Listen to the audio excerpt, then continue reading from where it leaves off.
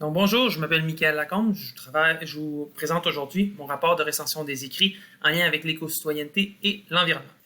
Alors il y aura tout d'abord une présentation de la démarche, par la suite je vais démontrer la pertinence des essais retenus, synthèse de toutes ces lectures, les problématiques que ça a engendré, les questionnements que j'ai faits, les réflexions suite à ces lectures-là, et aussi, finalement, pour terminer, mes références. Alors débutons avec la présentation de la démarche. Alors, les sources, la collecte, ça a été des essais, des livres, des articles, des thèses de doctorat, des mémoires, des expériences. J'en ai sélectionné au Québec, comme avec le fleuve Saint-Laurent, mais aussi au niveau mondial, dont une recherche en Australie, vraiment concernant l'éco-citoyenneté, mais aussi le rapport qu'auront les élèves avec vivre en nature. Et je vous présente ici un peu les banques consultées. J'ai eu beaucoup de difficultés au départ de savoir comment aller chercher mes articles. On a eu une rencontre avec Assané pour y arriver. Google Scholar, par la suite, il y a vraiment eu un déblocage. C'est très facile de trouver les articles autant en français qu'en anglais. Et j'arrivais souvent sur d'autres sortes d'éditions. Donc, c'était facile à consulter. Au niveau de la pertinence des essais consultés, je suis allé chercher des liens vraiment avec les valeurs personnelles.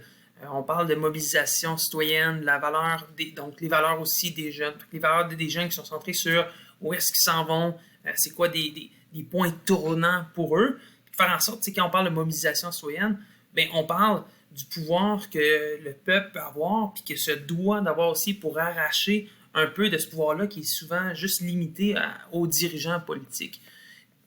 Alors, je voulais vraiment me faire une tête avec des articles puis des recherches qui avaient été faites au niveau des expériences. Ensuite, en lien avec l'actualité, bien, c'est sûr que je voulais des pratiques nécessaires à la protection de l'environnement. Donc, le mot environnement est un élément clé. Quand on parle de mondialisation aussi, qui est dans l'actualité, on parle présentement de tout ramener au Québec. Donc, je voulais aussi avoir des expériences ailleurs, des expériences au Québec, des expériences dans nos alentours. C'était un autre de mes critères. Et des liens avec le pouvoir d'action chez les jeunes. Donc, c'est là qu'on parle d'éco-citoyenneté. Donc, ça aussi, évidemment, c'était un mot-clé.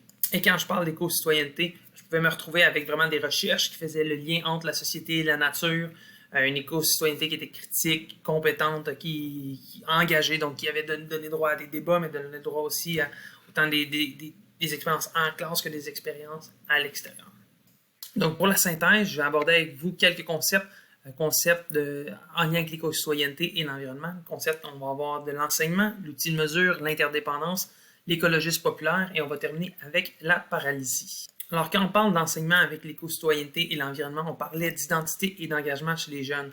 Donc, la fonction expérimentale, le fait d'avoir des modèles au niveau des mentors, c'est important au niveau ancien et jeune, donc de faire interagir des gens qui sont passés par là, qui sont passés par le même cheminement que les élèves.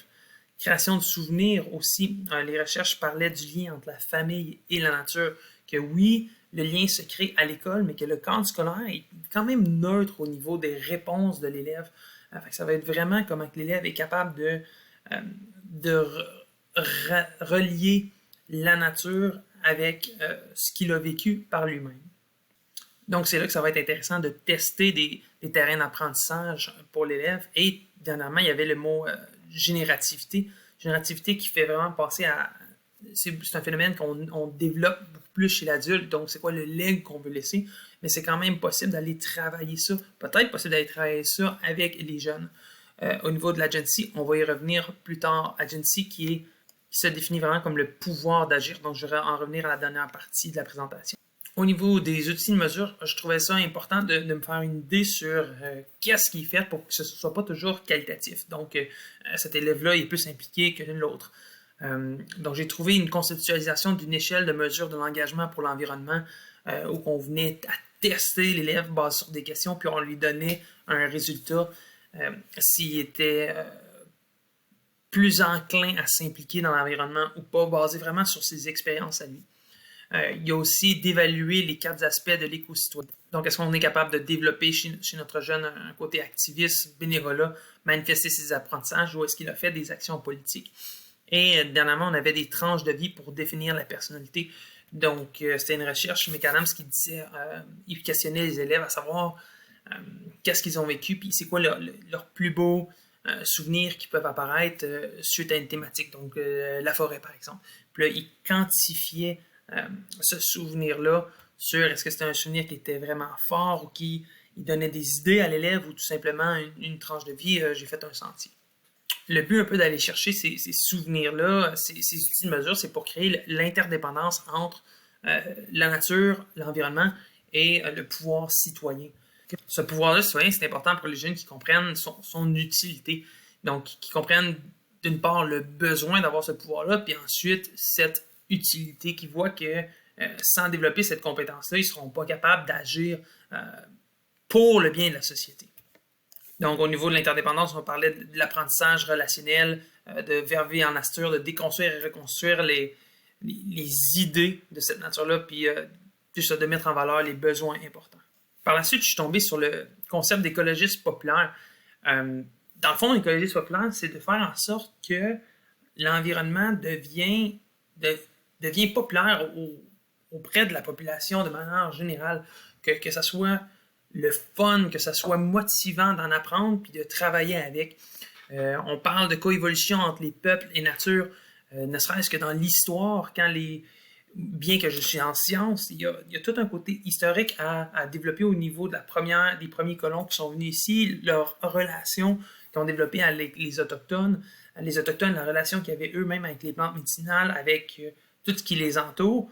Puis ensuite, que c'est d'apprendre d'eux, c'est ça qui nous a forgé un peu la personne qu'on est, puis notre rapport avec eux. On parle des Autochtones, on parle de les luttes que ces peuples ont. Il y a eu la lutte à Oka, il y a eu la lutte aussi avec dernièrement en Colombie-Britannique, le pipeline qu'ils ont voulu passer. Donc ce sont des beaux exemples de peuples, puis il faut les comprendre. Pourquoi eux, ils se battent pour ça? C'est des beaux exemples d'éco-citoyenneté. Et pourquoi l'écologiste populaire? Parce que ça peut être une problématique, le fait de dissocier le côté humain du peuple autochtone, donc de faire en sorte que c'est un peuple autochtone, donc eux, ils vont vraiment ils vont se battre pour leur histoire, au lieu de penser qu'ils se battent pour la nature. C'est des choses que nous aussi, on est en mesure de faire.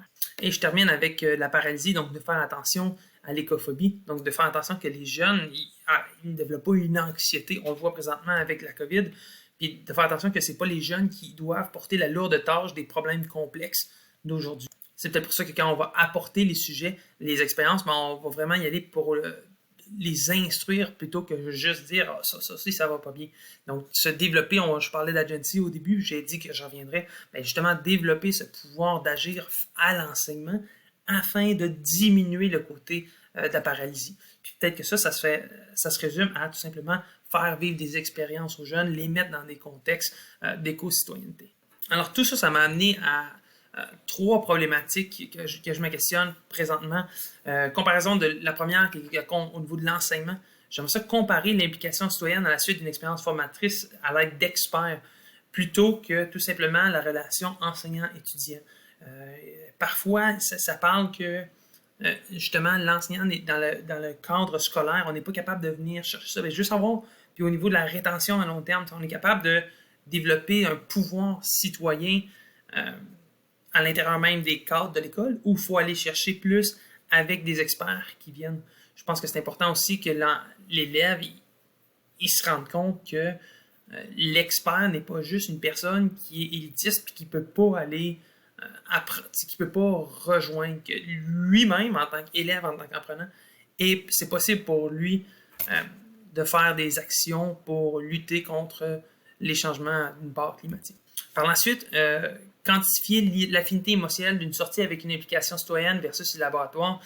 Je pense qu'on a parlé, il y a eu des outils qui évaluaient émotionnellement, mais on n'a pas fait la différence justement avec le renouveau pédagogique, avec le fait qu'on développe des SAE maintenant aujourd'hui, puis il y en a d'autres qui vont plus dans le contexte de terrain pour faire des expériences. Donc, c'est quoi y a-t-il un gain marginal qui est vraiment, parce qu'on s'entend que faire une sortie, ça demande pour l'enseignant de déployer beaucoup plus d'efforts. Donc, c'est quoi le gain qui fait la différence entre les deux? Est-ce que ça vaut vraiment la peine de faire ces sorties? Puis, ça vaut la peine aujourd'hui, ça vaut la peine au niveau de la rétention. Et le dernier élément, c'est le concept de l'interdépendance, donc de favoriser, moi j'ai comparé avec l'éducation autochtone, mais c'est vraiment de renforcer renforcer le lien qu'on a avec notre milieu, puis vraiment se l'approprier, que les jeunes s'approprient le milieu pour ensuite aller faire des expériences. Donc, vraiment de passer quelques cours sur l'histoire de ce milieu, ce qui nous entoure. Donc, peut-être faire du co-teaching, co-enseignement avec l'histoire, mais vraiment aller chercher, ça va chercher ici un peu la didactique des sciences également. Alors, pour conclure, je vous présente juste les quelques références. Ça, c'est les 5 références que je vais mentionner dans mon document où que je vais résumer un peu ma recension des écrits. Puis vous trouverez aussi dans le document que je vais joindre avec la vidéo mes 22 articles que j'ai lus. Alors j'espère que le tout vous a plu et je me souhaite une bonne continuité dans ces réflexions-là, de savoir vraiment comment aligner pour que la problématique que je vais trouver, que je vais choisir, peut-être dans le cadre de ma maîtrise, peut-être dans le cadre aussi juste par plaisir personnel, mais comment je vais être capable que cette problématique-là, en lien avec la relation que les jeunes ont avec l'éco-citoyenneté et l'environnement, puisse apporter au monde professionnel de l'enseignement. Merci de votre écoute et bonne journée.